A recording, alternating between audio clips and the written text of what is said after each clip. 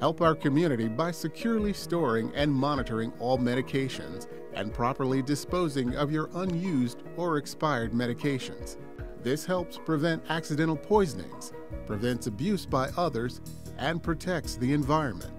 To safely dispose of medications, cross out your name and prescription number.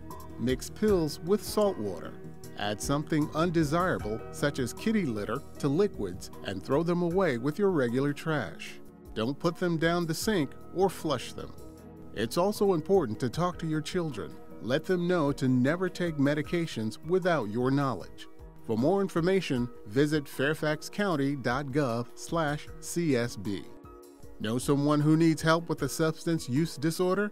Call the Fairfax Falls Church Community Services Board at 703-383-8500, TTY 711.